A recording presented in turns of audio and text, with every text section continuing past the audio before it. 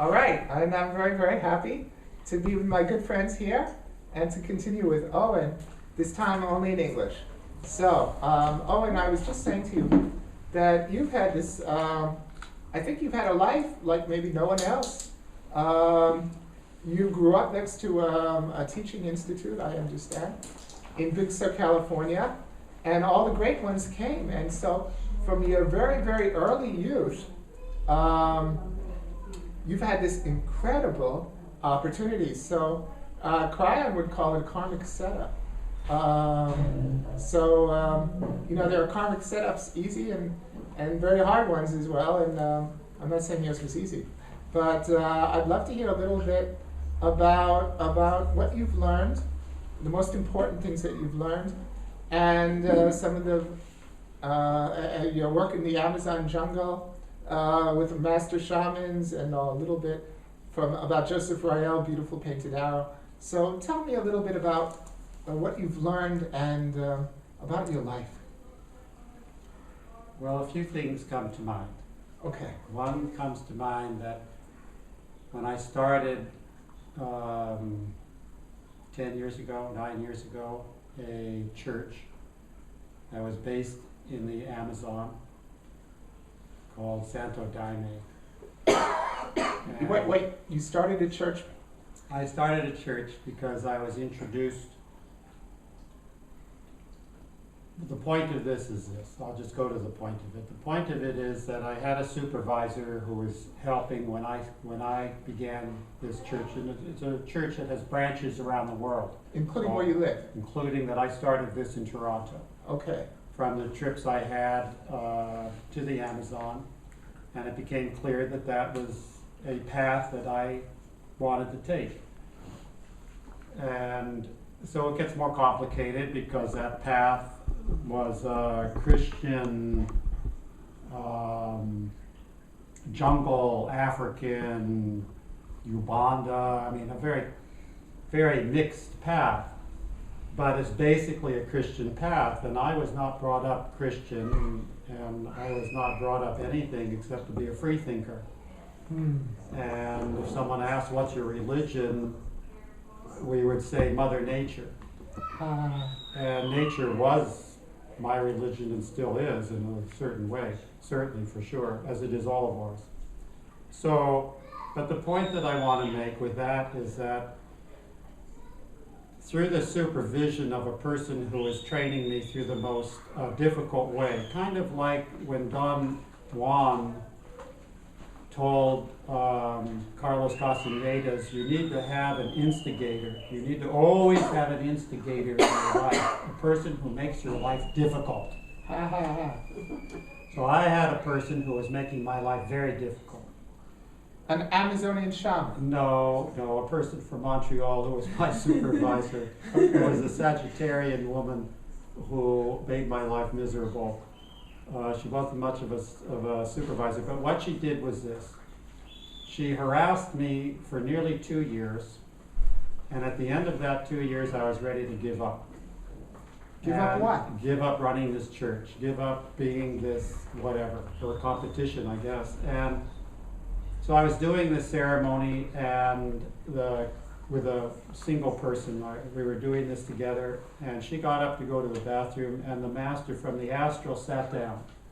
Master Ireneu, who was a 7-foot-tall black man when he was alive, who started this process of the Santo Daime. He started the church? He started the church. He had a vision from the Holy Mother that he should start this church, which is interesting because Rudolf Steiner in 1930 said that the next Christ-conscious person, the next person who will lead forward a new resurrection like St. Francis and various others through time, came through with the double cross. And he said, this man will be of African descent, and if Hitler didn't kill Rudolf Steiner had, I'm told, planned to go to Africa to try and find this next person.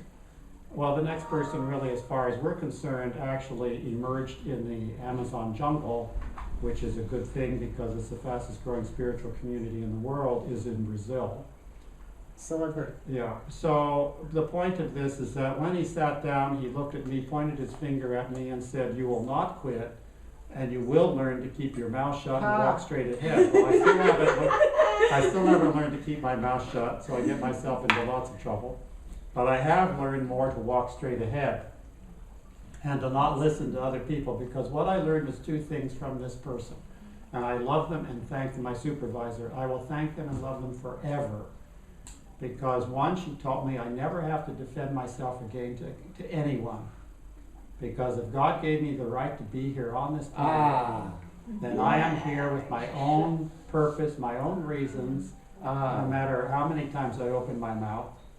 And finally I've learned some control of my mouth when I'm not overtaken by forces that are not my own from outside.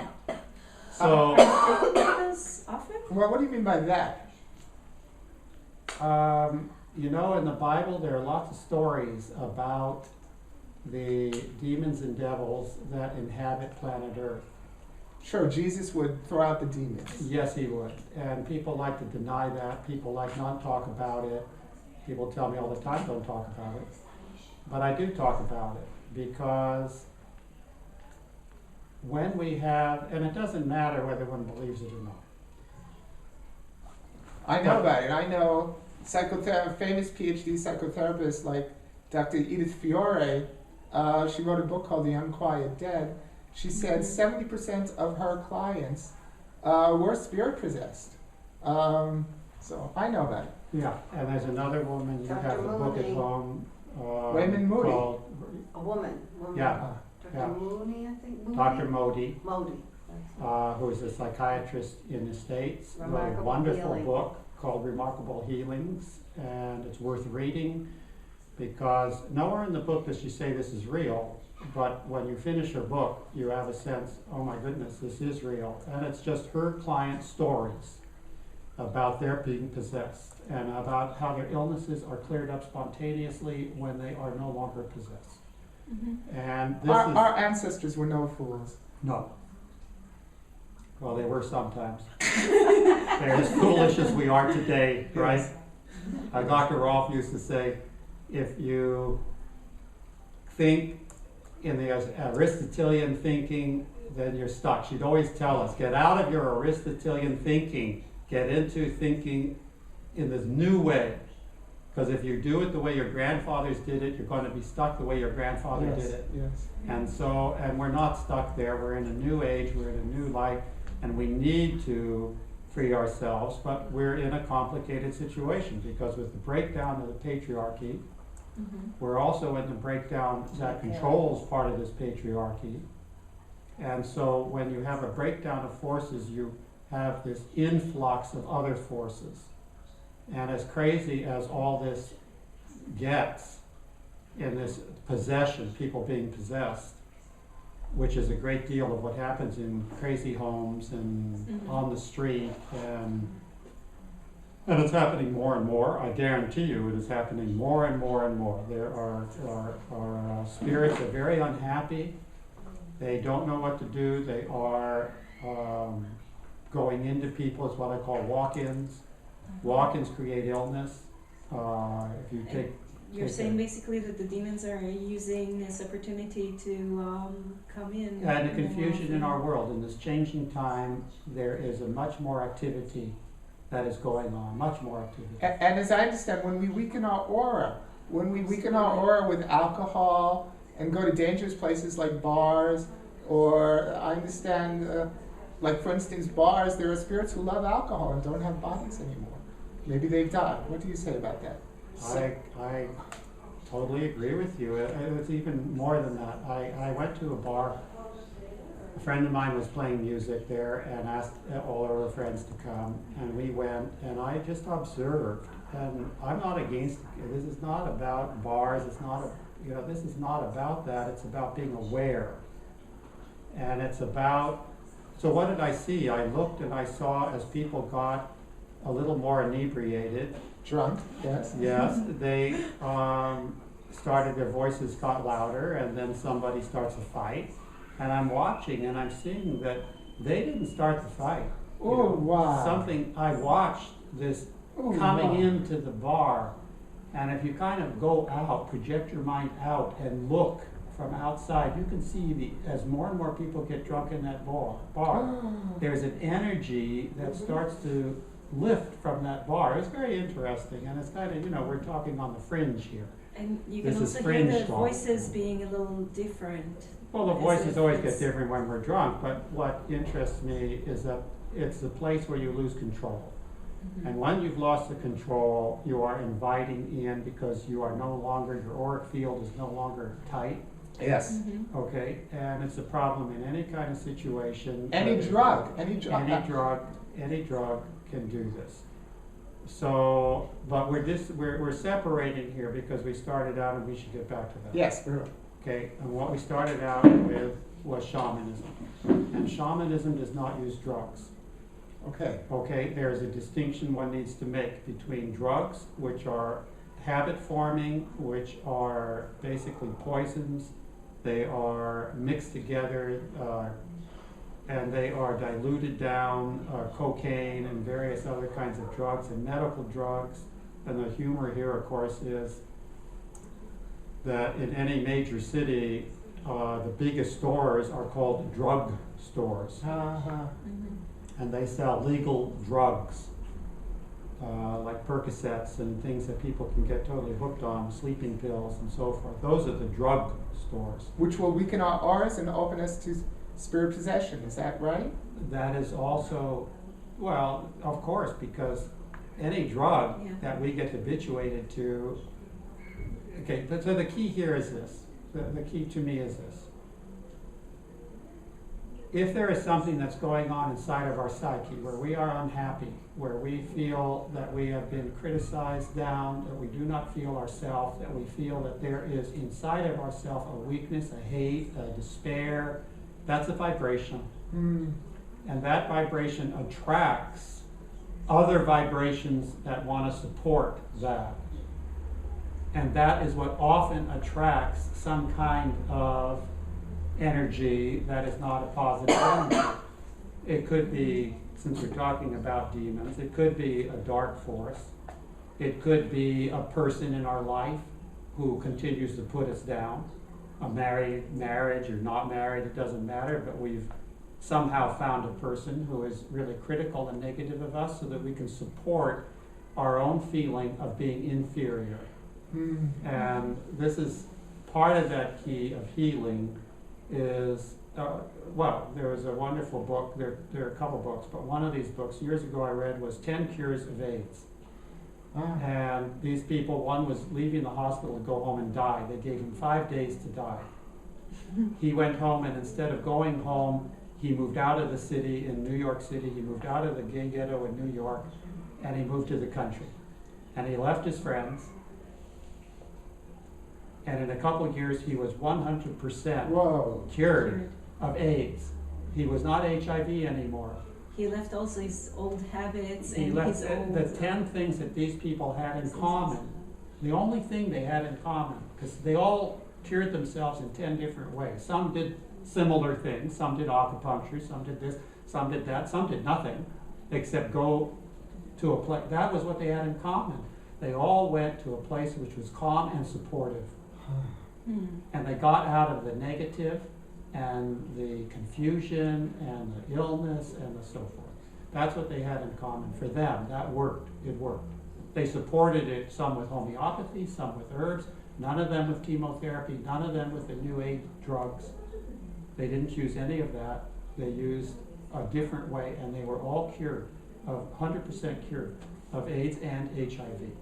So what are we talking about? How do we find harmony in our heart Hmm. to actually heal and learn the respect that we are truly human beings in an animal body?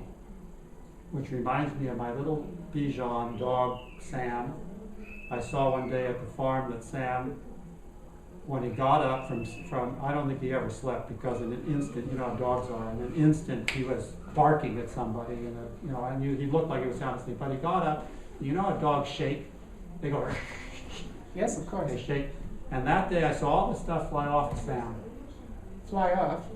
it was like things flew off with what I would call elementals, Okay. elementals, or earth beings, just fly off of him, and Sam went on his merry way.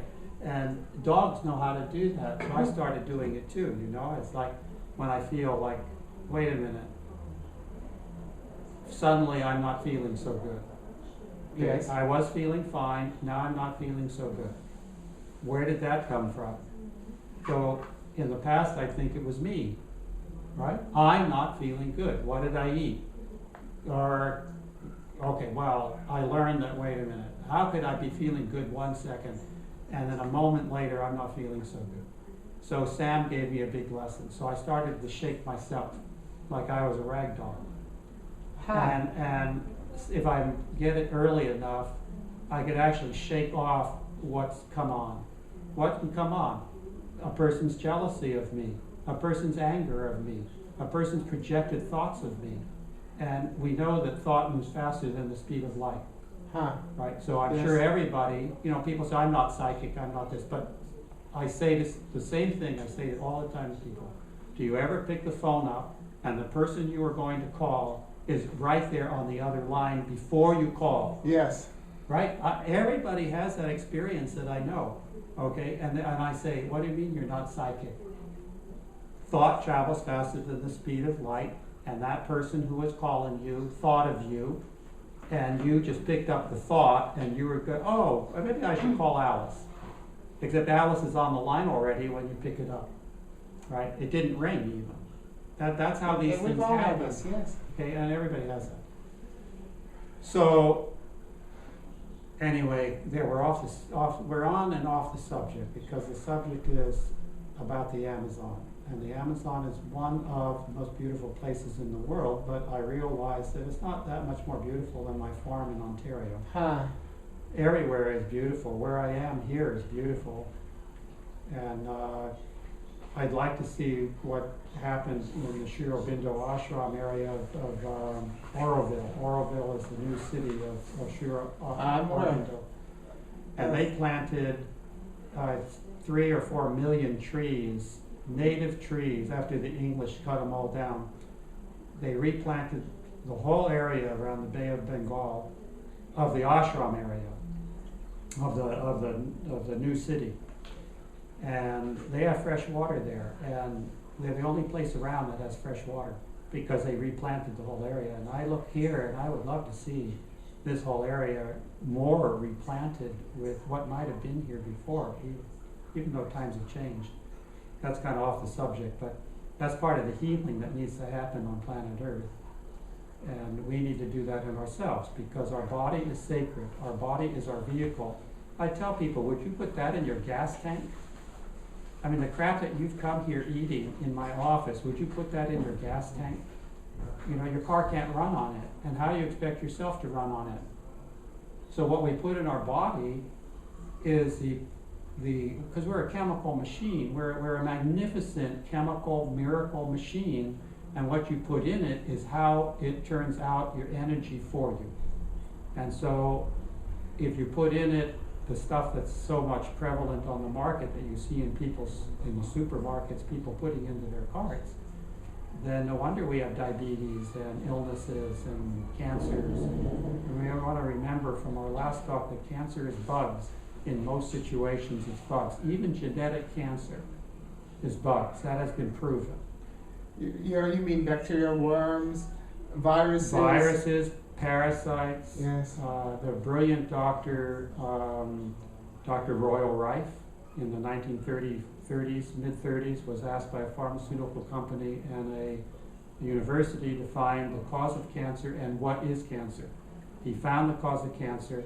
He found how to cure the cancer through vibrational means of focusing a particular rate of vibration on a particular type of parasite, and you could see under the microscope he created a light microscope that could look under living matter, and he could show you how he could change that. So what happened to him? They put him in a sanatorium for 3 years and destroyed his material.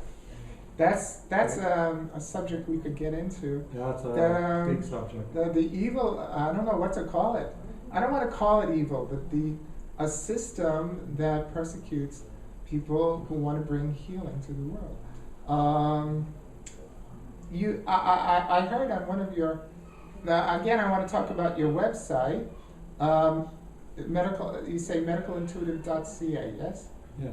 Okay, amazing. There are two amazing interviews on there, medicalintuitive.ca. And you talked about how when your kids got sick, that you would expose them to a color, a machine that exposed them to color. And instead of giving them drugs, you would give them the color blue, let's say. Yeah. What is that machine? There is a man, Darius Dinshaw, and he was a very persecuted, brilliant man, very brilliant man, Indian who lived in New Jersey, moved to America, and created many things, created electricity. I mean, he duplicated so many other things, early systems, but he went mainly then into color therapy. And what is color therapy? Color is vibration. And we have the colors of the rainbow. And the rainbow, we look at and say at the end of the rainbow is gold, and it's a miracle, and it will, I wish I could have everything at the end of the rainbow. And we have everything at the end of the rainbow because the rainbow is inside of us.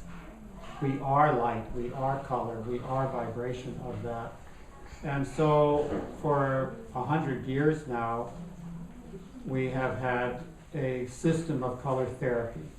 And the early color, 1880, was Babbitt who brought it about, and Darius Dinshaw later proved that certain things about Babbitt's color therapy, of his colors of the rainbow, were not accurate. And of course, all one has to do is look at the rainbow and study it, and you will see the colors of the rainbow. The colors of the rainbow are also the colors in our chakras. Mm-hmm. We have 7 chakras. And within every chakra, the 7 colors themselves, we call it the 7 rays, which is out of Theosophy and Blavatsky work. And so this is self-healing. What I want to buy that machine for my little boy and for my whole family. What machine? What is the name of that? Here's machine? what I did. The name of the machine is, I have no idea. Okay. It's a color therapy machine.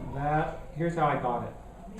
I was studying naturopathy in New York, and a man came in, and he had 5 little boxes with him, black boxes. And he said, now's the time. I have hid these away for 18 years or something like that. I've hid them away because the FDA was going in and smashing with axes and stealing and taking all of Dr. Dinshaw's materials away. They persecuted him horribly because he was curing people of cancer and other illnesses. And so he came in and said, it's time now, I feel safe. Would anybody like to buy one of these machines? And so I bought 2 of the machines for $75 each. Gave one to a friend who took it to Hawaii. And with that, he made up 7 color plates. Okay. And those color plates were designed to work with each other, and he made them himself.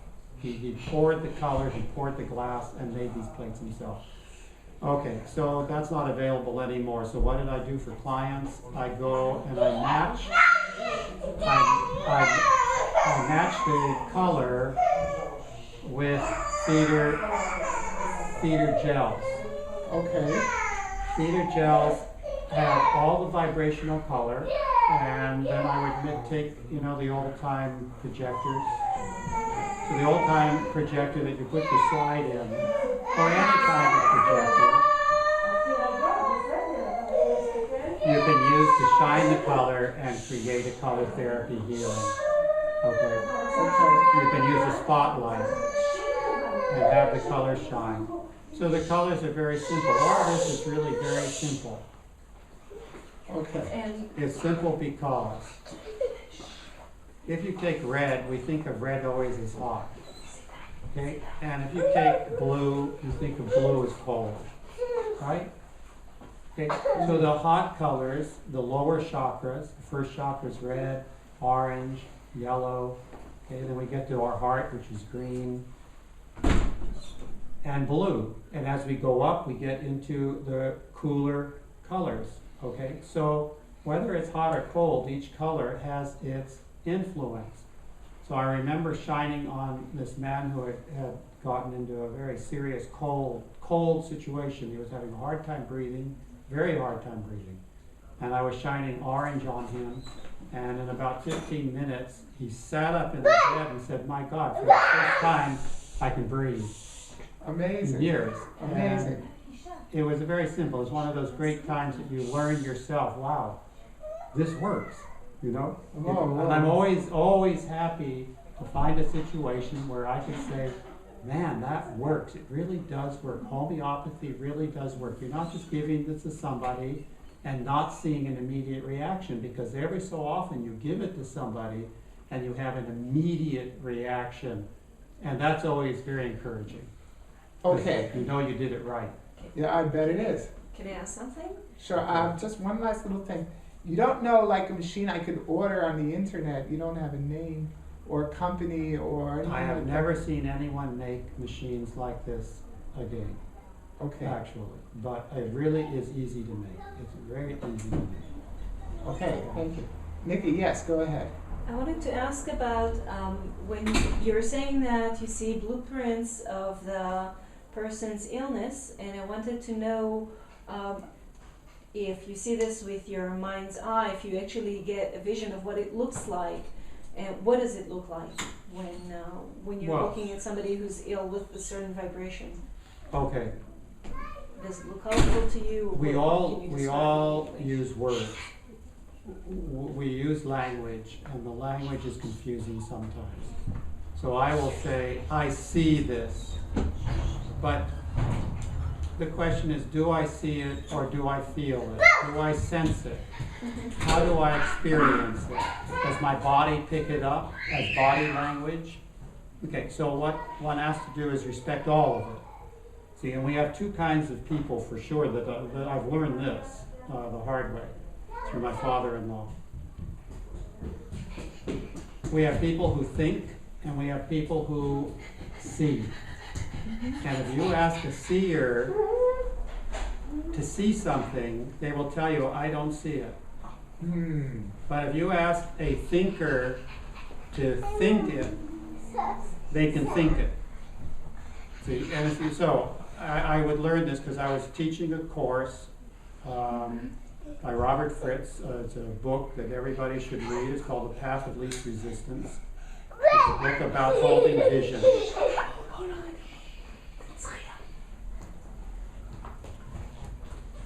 And in teaching this course, part of it is seeing. So you see, and so my father-in-law would say, I don't see anything. And he would get kind of upset at me.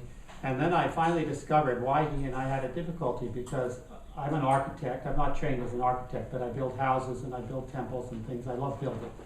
And I see it. I see it from beginning to the end. I can see the whole thing. And I would say, let's build this, and he had to draw everything. He could not see what I was seeing, and I had to learn to completely change my language when I talked with him. In this course, I had to change my language, because I would say, okay, let us see or think an orange. Okay. And he could think an orange, but he couldn't see an orange.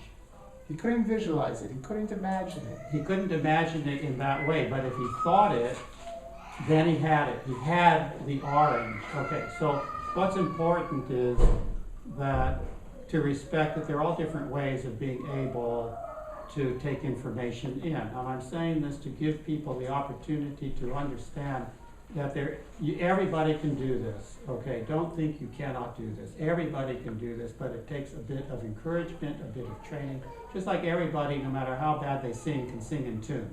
They can be trained to sing in tune. Everybody can. Everybody can. That's encouraging. It just takes a bit of training, and to break the hold, break the hold, the paradigm that you live in, that you can't sing in tune because someone told you can't sing in tune.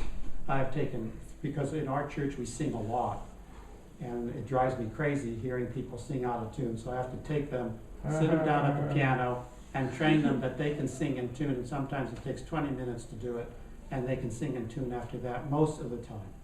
Wow. okay, because it's simply ear training. It's like any other training. It's like typing. You get the course, you get your nerves working, you train the ear to decipher sound, and everybody can do it. It's the same as what we're talking about. Everybody can do what I do, except that I may have an extra gift, natural gift, because it is true that we all have a different purpose. I do have a destiny. Someone told me last year I have a destiny line, and they showed that they didn't have a destiny line. And they said, I'm free, not me. They said, Owen, you're not free. You have a destiny, but we don't have that destiny line, so we're kind of free to do what we want to do. I thought, wow, that's interesting. I never knew that. You know, you mentioned like the dog shaking off the elementals, Yes. and how you did the same thing. Well, on one of these two amazing interviews on your website, you talk about working with the violet color, maybe putting them in the chakras and turning it around, and it would use violet in swimming pools to clean, violet light to clean the swimming pools. So I was doing that today in my own body with the violet light, and it really, I felt the violet just emptying my body of all kinds of bugs. And I know I have more work to do, but it's very much along these lines of just shaking it off and working with the colored light. We could shake these things off through the help of the colors, can't we? So, Absolutely. Absolutely. Just think about that the sun purifies mold, right? I mean, the guy told me, okay, your pillow's smelling.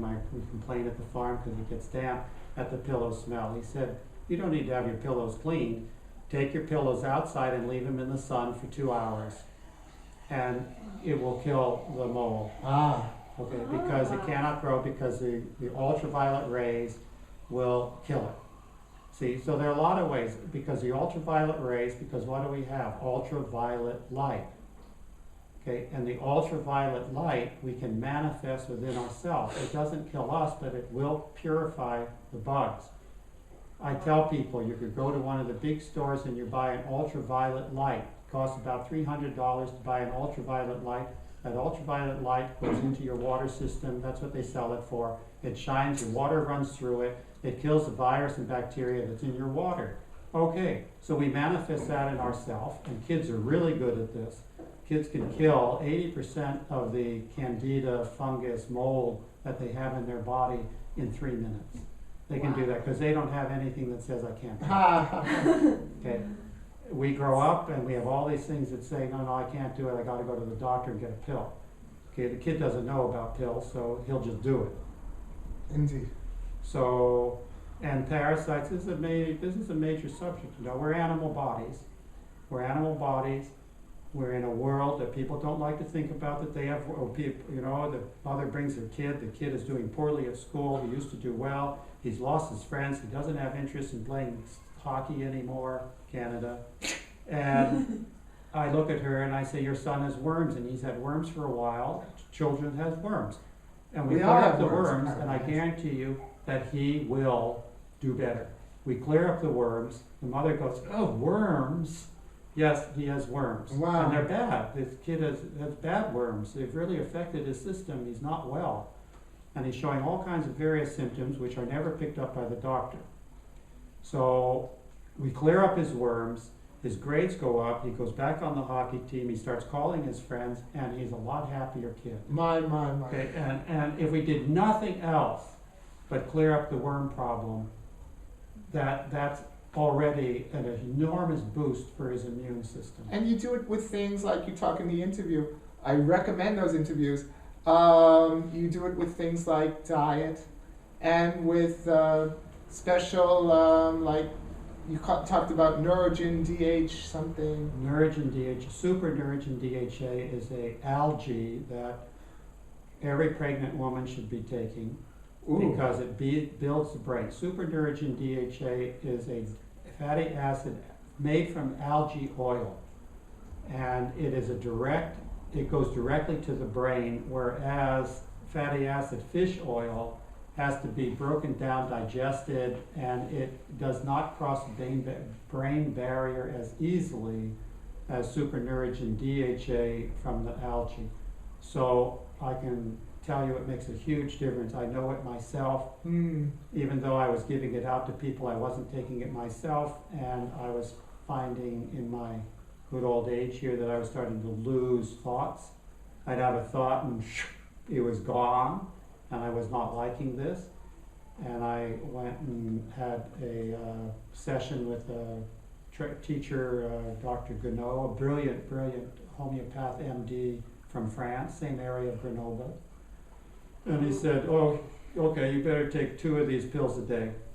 And although it took me about a month and a half, to get that up through my brain again, 2 pills a day, I started holding on to thoughts again, and as far as I'm concerned, it's the rest of my life, I will be taking at least 2 pills a day. And there are no side effects to stuff like this? It's a food.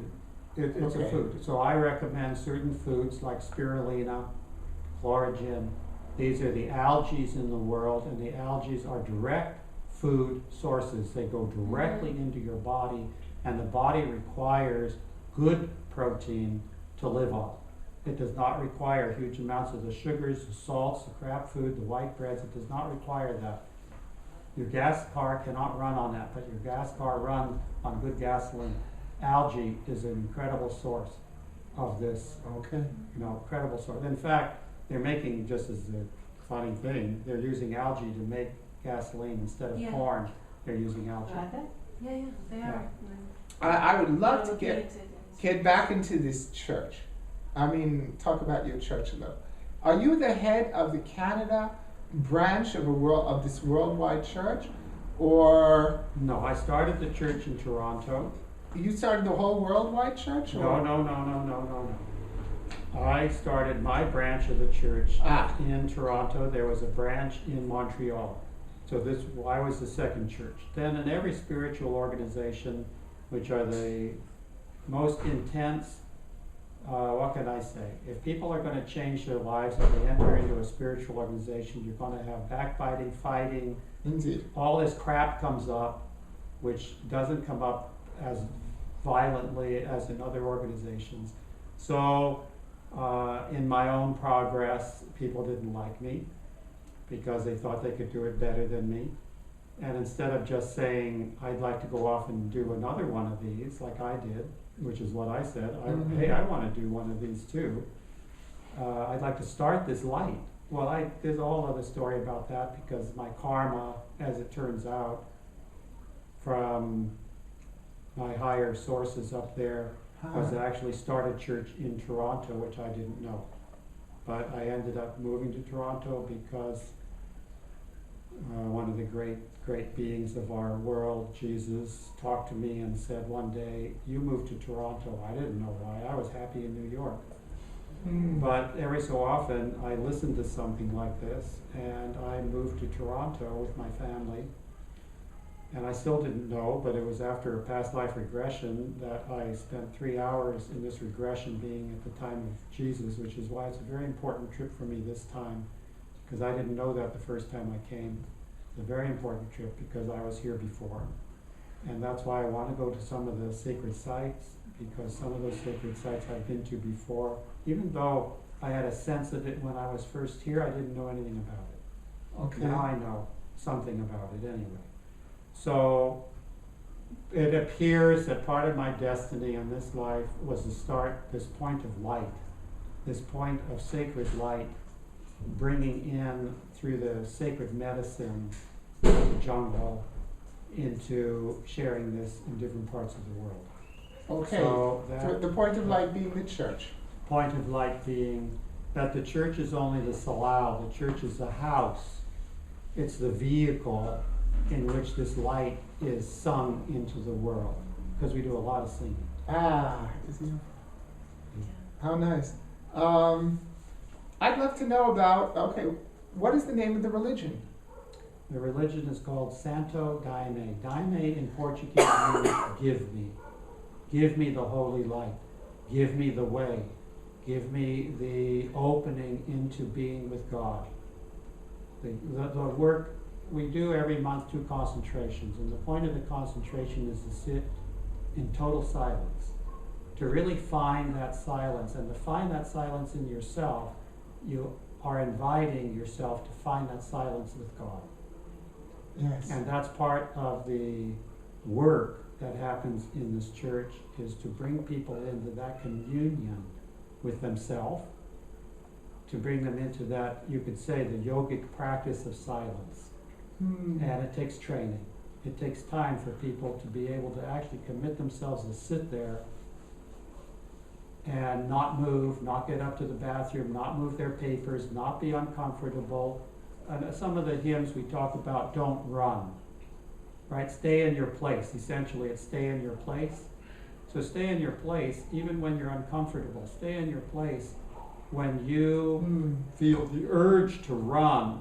Why are we running? We're running away from ourselves. We're running away from God. We're running away from the higher part of what's possible in our genuine soul. And we run. And so in this work, we're asked, please don't run. You know, it's the same as when, in a sense, Jesus looked down on the cross and said, I see my disciples are running. And so for me, I made a commitment, I won't run. No more running. It doesn't mean I'm not lazy. I am lazy sometimes, and I would rather be less lazy, but so that's a form of running also. But in terms of the intensity of the work, when I'm in the work, I don't run anymore. I sit there. Sometimes I have to hold on to the chair because the vibration is so intense. The vibration is so beautiful. That light coming down is so magnificent of the gift from the angels and God and the Holy Mother and Moses. I use that a lot, by the way. I use the burning bush of Moses a lot in my work. I use it in myself first. And that taught me how to offer this gift to people, because the burning bush is the bush of truth. I see it as a burning bush of truth. And so that which is within ourself that is not true can be burnt up through the fire of the burning bush. And I use that as a metaphor, and it works. It works for people. And people get cleared, and they feel much lighter, and they feel better.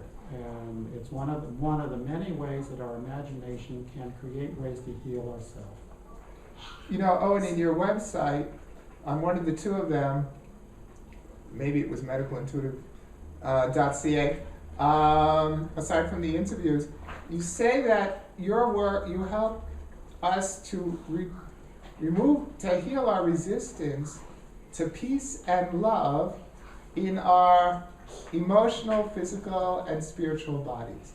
And reading that really struck me, because I realized so many people, and myself very much, we have a resistance to peace and love. And that's why we have to put we can't just be in peace and love. We need the TV on. We need to have a book or a newspaper, or we need to be doing something. Very, very few people can just be with themselves. We have such a resistance. And I guess there's no real spiritual progress possible until we could sit with ourselves in silence. It is true, and it's very difficult I think it's difficult for most people to be able to accept themselves. That's kind of the basic truth. It's just, can we accept ourselves? We're asked to be so many things from an early childhood. We're asked not to be ourselves, first of all, because we're told, don't cry, don't this, don't that, don't that, don't that. We're asked all the time, behave this way, don't behave the way you want to feel. I had an experience of my daughter being in the car when she was 2 years of age, and she said, Daddy, I want to sit here. And I said, you can sit there, no problem, sweetheart. And my sister came out, picked my daughter up, moved her over to some other seat without asking her, as if she was not a human being, in a sense, that had a right to sit where she wanted to sit, and sat down in that seat, and my daughter started crying and was really upset. And it was such a picture of, wait a minute, maybe my daughter's older than my sister, right, karmically. Maybe we have to respect her differently, because she had a right to sit there. And it gave me a sense about not just myself, but everybody has a right to be. And I think what's really important with this statement is everybody has a right to be, but I don't have to be with everybody. Okay? I have people that I have, that have been my teachers. See, I took very seriously Don Juan's statement to Carlos Castanedas that I didn't have to take it seriously because it happens in my life all the time, so I didn't have to take it seriously. But what it did was give me the overview that, oh, Owen, here's another instigator in your life. Accept it, appreciate that they're your instigator, and one day you might be done with them, as this happens. So I have someone who I have blocked their emails, I have blocked their telephone calls, because they are a very negative person, and what they do is come after me to destroy the church, to destroy the people. They gossip about me all the time, because they have some grievance which is unresolvable, it appears. And so I accept that. And the difference is that for years I have encouraged them, I have worked with them, I have loaned them great amounts of money, which some of it I've never got back. And I love them for being who they are, but I no longer have to be with them because I'm done with that part that I needed to do. Oh, I needed to be the instigator, to be instigated by them to get some kind of resolution. And I appreciate that and I love it, but I don't have to be with them. And this is very important because I teach people how to create walls. When there is somebody who is jealous of them, when there is someone who is destructive towards them, and like a divorce case where the husband or wife will not stop the barrage of phone calls, the barrage of bad thoughts. You have to put a wall up. Yeah. I had to do that with my neighbor in Toronto. She's drunk, most of the time. She is violent. She calls at 2 in the morning and swears over the phone. And so actually this is what I did. I took the Star of David that I had, that I brought back from India because Sri Aurobindo uses the Star of David. And I taped it to the wall and I said, you are part of my protection of this person, and I put this energy right through my house, blocking her from us. And you know, her phone call stopped. Whoa. We didn't hear from her for like 6 months, and then one day we met her on the street, and she was rather pleasant, and it worked. And I teach people how to do this because it's okay to do that. There are, what, 6.5 billion people in the world, and I don't have to be with every one of those. No. Even though we're all connected, we're all breathing each other's air, we're all pissing each other's piss, we're all connected. But that doesn't mean I have to be put into the mouth of the shark. Maybe I want to avoid the mouth of the shark. So, but it doesn't mean I don't love her. It doesn't mean I can't pray for her. It doesn't mean I can't pray for her healing. This I do. I do this. I pray for her healing. This I've learned. It took me learning. I had to get over, with the help of many people, I had to get over my reactions. That my first reaction was defend myself. My first reaction might be to let some bad voice come out and say something nasty. I had to learn, and I worked very hard to increase my heart vibration. So the first thing that comes out for me is love. The first thing that comes out is I love you. And I spent a couple of years developing this in myself because I said I cannot move on in my life until truly I can walk my talk. Whoa. And so Whoa. that's changed my life to not have this instant heart reaction of, you know, you asshole, or whatever it is that I might come out with. And I'm not always free of it when I'm driving. Not always free of it. Lucky he's not driving But here. most of the time, 98% of the time, I am within my own true self. And my true self is recognizing my true innocence, recognizing that I was born a very good person, and that's my true self. And so any part of me that is nasty or acts out or betrays myself, that's not me. I recognize it's not me. So I have to look and see, my God, what influence am I under? What did I just take on? Because I can see as soon as I clear myself, I'm back to myself. And I'm a nice person. I love people. Yes, I can see that.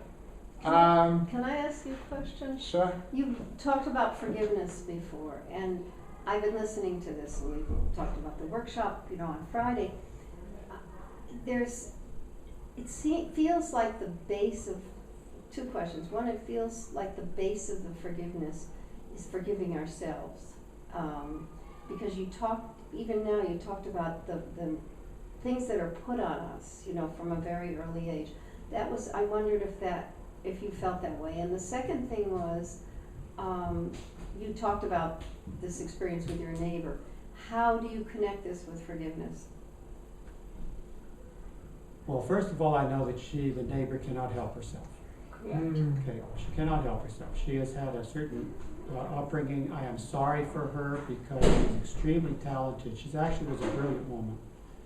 And she got into certain situations and guilt and an enormous amount of drinking alcohol.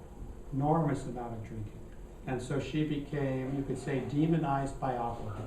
Mm-hmm. And it has deteriorated her mind so that she cannot help herself. And I do understand that. And so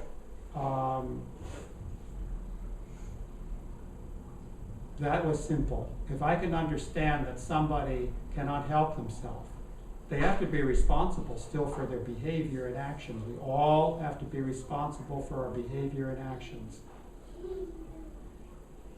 It is written, Big line it is there. encoded, it is in the records. Everything is written down. Everything is known that we have done in our lives. Everything. This is an amazing to have the shock of understanding that the only thing that's free is love, because everything else is recorded. And it's recorded and it's karmic. And so it creates the balance of what we are, who we are, and the only thing that changes that is forgiveness. God's forgiveness, our own forgiveness, St. Michael's forgiveness, and Gabriel's and Raphael, the forgiveness that comes from the angels, and then the forgiveness that comes from the past life people who are after us, and it's understandable to say, I will never ever forgive you for what you did to me and my family. It could be political, it could be jealousy, it could be that you killed me because you wanted my wife. I mean, let's think of King David, right? Spend a day in the Middle East, an hour. I understand. Yeah. So it starts with ourself, okay? It starts always with ourself. If we cannot forgive ourselves, we don't truly ever forgive others. Mm-hmm. See, and forgiving others is not an instantaneous process. Forgiving others, like when we've been molested, when we have been really hurt, when we've lived in a war-torn zone, when we've had our children murdered or killed, or we are guilty of their death, okay, because of a car accident, because of some other situation that we don't heal ourselves. I've seen that. A little girl, she was 3 years of age, the father wasn't looking, a truck was backing up before they had the beep, beep, beep, beep, beep on them. Before they had the beepers on them, the truck was backing up. A big double-decker truck with huge tires. Ran over the daughter and hit the father, ran over the father's leg. 3 years later, his femur bone had not healed itself. It had never rejoined. And they came to me, I worked with them, I brought them into our healing group that I was in at that time. A very wonderful group. We worked together for 3 years. We brought him in the group, and he stood up, and we all stood there sending healing towards him, and he started to weep, and it completely broke down. Finally, I had worked with him, it wasn't just to do, finally, but the amount of energy that this group was pouring out to this man, he started to finally just break down and weep in that he had to forgive himself, and within 3 months his bone had re-healed itself. That's 3 years where it did not join at all. And so that's the power of self-forgiveness. The power of self-forgiveness is I can get on with my life. If we do not forgive, we are stuck in our life. It's like we stop our life. We could have 20, 30 more years to live, but we're not really living it because we're holding something that does not allow us to progress karmically in our life. Owen, are you familiar with Marshall Rosenberg and nonviolent communication? No. Okay, because he's one of the, I think, one of the great teachers of the world, and he says that it's the way we've learned to talk. You can close the window.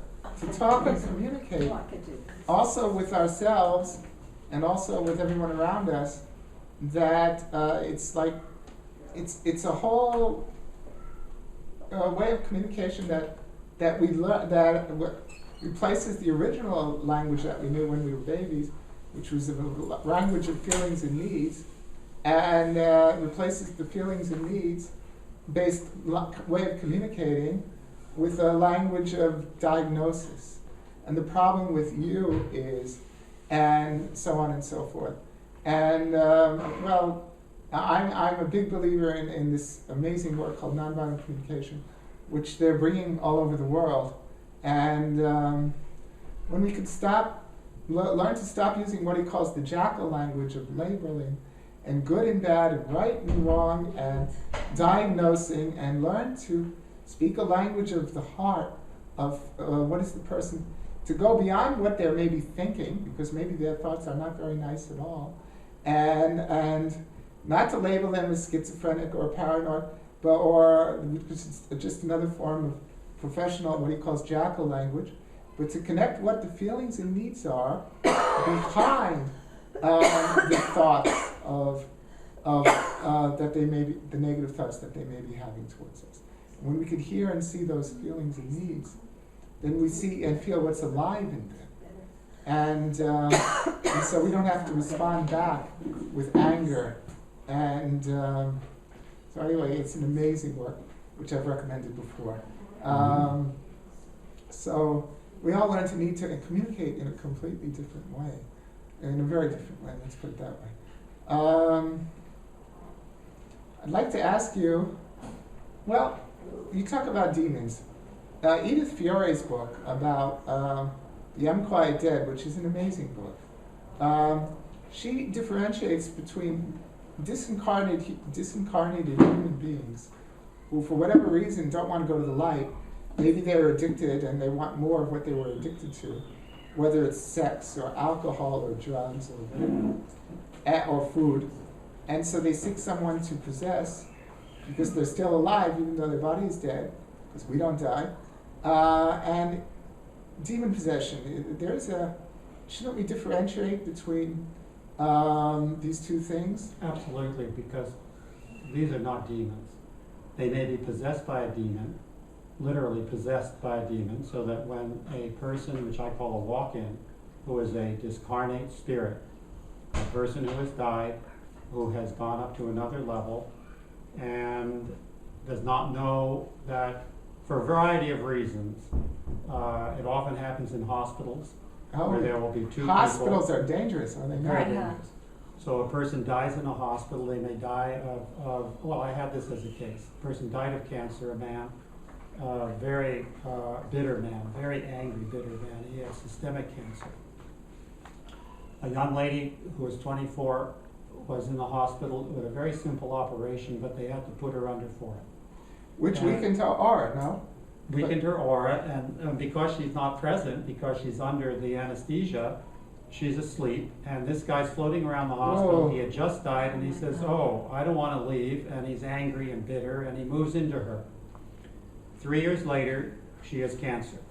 Whoa. She came to the door, because I had brought this Indian saint, Sri Krunamai, to our Toronto, and she was doing these healings in my home. And this girl comes to the door, and she says, "I'm here to see Sri Krunamai for the healings, and I have cancer." And this voice inside me said, "You don't have cancer." Well, I didn't say it out loud because I know who sent her, and I know that she must have cancer. She says she has cancer, and then she told me she had been to various healing centers to get free of her cancer and so forth. But why did I say she doesn't have cancer? And so she came the next day for a healing, and when she stood in my doorway, I looked in and I saw 4 eyes. I didn't see 2 eyes, I saw 4. And I said, "Oh, I got it. Okay, she has a walk-in." So then I still didn't say anything. And but then I looked more carefully, and I saw that this cancer was not hers. That's why I said it in the first place. You don't have cancer. So she didn't have cancer, but over a 3-year period of the systemic cancer vibration in the man who died and his anger, it sifted into her field. Now, this does not always happen. And her body.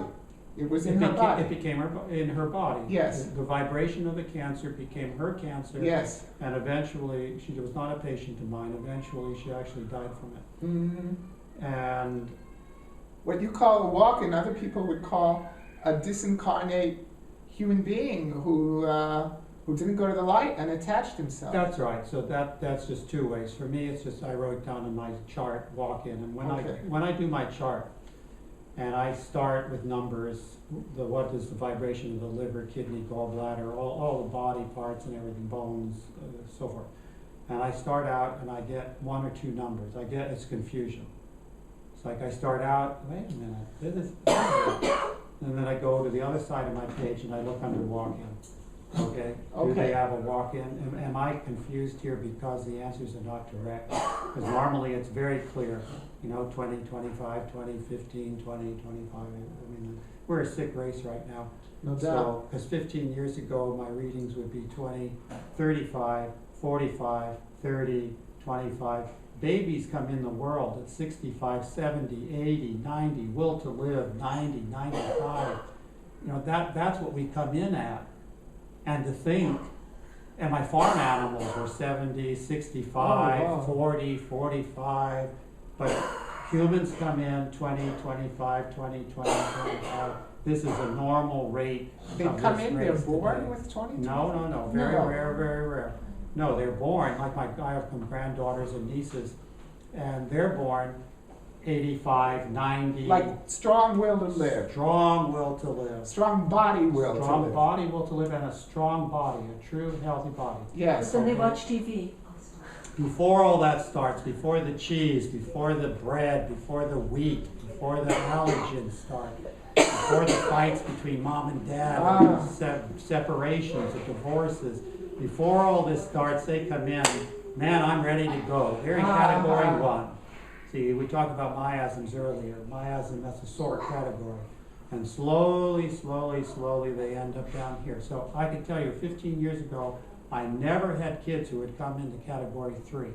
Which is a not strong will to live. Is that right? No, it's not about strong will to live. It's about the miasm how we process our illnesses, how we process viruses and emotion, and a person yelling at us, how we process it. So it's a very low level 3. Is that It's a right? more difficult level, okay, because level 1 is a soric level that would be very nice for us to be all sorics, but we're not, okay?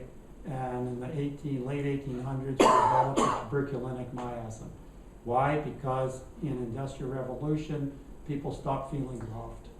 They were machines, they were monkeys, they could be trained like monkeys, and they stopped feeling loved, and they started to have this, what is it, prana? Where is tuberculosis? Tuberculosis, we think of it anyway in the lung. In tuberculosis, we can't get an efficient fever. See, sorics get 103, 104, burn it off in a day and a half, and they're done. Soric, what is that word, soric? P-S-O-R-I-C. It's a term that Hanuman in 1822 put on and I know there's a meaning for it. All right, I'm it doesn't sorry, I'm matter. not Latin, Setter. and I don't know what it means. We want to be sorics, but we're not. Very few of us. Well, today, lesser and lesser. You could be born a soric, and then after the immunizations and the antibiotics, it pushes you into being a psychotic. PSP. So now you're in category 3. Or you can be pushed even worse after that, and you're in category 4, which is noetic, and as you climb down the ladder of the categories, you're looking into a hole. So when people come in and they're in category 4, I know they're in trouble. Whoa. When they come in, they're category 4, most of the time, 80% of the time, they come in and say, I have a medical illness, here's what the doctor says. Okay, that's most of the time, not always. And so my job is to get them from category 4 back to category 3. And I've only had I've had 2 people in all the years I have practiced that have moved as adults from category 3 back to category 2. Whoa. And that has taken enormous discipline over a period of years to take all their medications religiously, to stay on it, to keep persisting, and they have freed themselves of the parasites, the bacteria, the allergies, but they have to, because one of them is a hairdresser and she uses a lot of chemicals. Yes. She has had to continue to constantly drain her liver. Draining the liver means using remedies that clean the liver, get the poisons out. But she is the one person who was at the bottom of 3 and moved back into 2. Only because she religiously stayed with her medications and her vitamins, and she's amazing. And now, finally, she has done her dream, which is to become a nutritionist. Wow. Wow. Owen, so there's this difference between what you call walk-ins, what I might call disincarnate humans, No different. and demons. The demons is different. Demons are not walking. What are demons, and why would a loving God create demons? Or did a loving God create demons? Maybe human beings created demons. We were given a magnificent thing called freedom. No, we're not free. We're truly not free. A woman said to me, I'm free. I can eat what I want. I can drink what I want. I said, that's not freedom. That is not freedom. That's addiction. Freedom is when you can say yes to your life, when you can say yes to eating properly, to drinking properly. Yes. When you can say yes to healing yourself and not saying the vile things that this particular woman would get going with her choleric nature. So, are we free? We're not free. We're possessed by anger, politics, brainwashing. We're not free. Okay, to become free, you have to free yourself. And to free yourself, we're back to forgiveness. Okay? Okay, So what is a demon then? And who made the demons if not a loving God? okay. We have a great thing called balance, and we have a great thing called teachers. And so we're all teachers for each other. And although when I was being taught by these, what we call demons or devils, okay, so let's remember this, that the great King Solomon, he wrote a book. Okay, he wrote a book for his son, and his book was called The Key of Solomon. Okay. Key of Solomon is a magnificent book. It's at first you could read it and say, oh man, this is for witchcraft. Okay, but at the back of his book, that's what I said the first time I read it, this is too complicated. You want to call this, you want to call that, because he had the ability to call all the energies. He could call the angels, he could call the demons.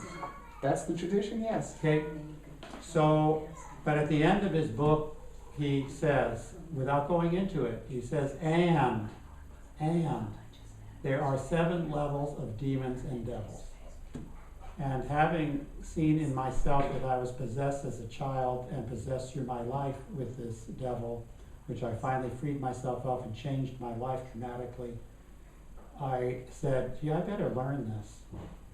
And so my many years now has been the study of the Key of Solomon, learning in myself to become a good person.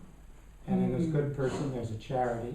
Charity is very important. And so one of the objects in my life is to free people of these kind of possessions. So I had a young lady who was 11, who her whole life, after her first immunizations, she got paralyzed. She couldn't walk. She didn't walk for 11 years. She had a period of about 2.5 months where they worked with a naturopath, and she was able to just begin to walk, and then they moved from there, and she couldn't walk anymore. This was a young lady who was karmically demon possessed. And we cleared her and worked with her through Rolfing and body work, and that goes running around now. But again, why demons? Okay, you've asked me that. Who created demons, and what is that? Okay, in the Great Age we have, demons are here to give us the inclination to what it is to be a good person. Are they negative thought forms? Is that what they are? No, negative thought form is something else. Negative thought form is fed on by these darker forces, because we have light and we have dark. I asked God, why did you create? I didn't ask him about the common demons. I asked him about something he was teaching me. I say he, but I say, okay, the magnificence of God. all right? And I asked, why are you teaching me this? Because one day in my, I was doing, which I will be back to very soon, doing these times where I go into the chamber and stay there alone. Your for sound a chamber, week or which two. is Yeah. shown in your website. Yes. So I just stay there, I live there. And a little harder in winter, but. From the work of Joseph Royale, the teacher of Gene and John. Yes, it's so beautiful. This is one of the more powerful chambers in the world, according to Gene and John and Joseph. And so in this study, I asked, why are you bringing me this study? You know, because one day the chamber became so heavy. It was like a world descended into it, and I was in a different cosmic world. Yes. And what he brought in, what was brought in for me to see, was a new level. Not a level that King Solomon talked about, not a level that I think was ever shared with King Solomon. It is the level that is coldest, the most brutal, Okay. demonic force. It's the same force, as far as I could see when I traced it out, that created the earthquake in Japan? Haiti, Japan. Okay. Haiti. Because these are forces that are on our earth today. You ask me, why are these created? They are created to create a kind of a balance Ah. in our universe. It's Ah. not our earth. Although this earth, we have to remember, in the whole story of earth, is that earth is essentially a Luciferian planet. Okay. It's a Luciferian planet that gives us the power of the light to bring in the teaching, to bring in the learning. And Lucifer, in the great archangel Luz is light. Indeed. But Lucifer uses a different kind of light. And Lucifer has tried to fool me. The light, when I'm talking, or I'm being blessed with the light of God, which is a very special light, that I was able to be given and taught when I was in a pilgrimage in the jungle. Okay. And suddenly the light's different, and the light turns to this kind of fluorescent light. Say, wait a minute, something's